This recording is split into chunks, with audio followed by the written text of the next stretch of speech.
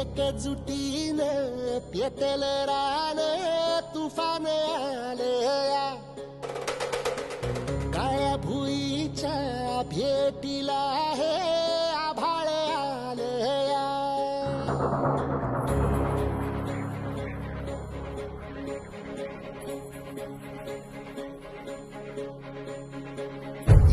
एकजुटीनं पेटल रान तुफान आलया काळ्या भुईच्या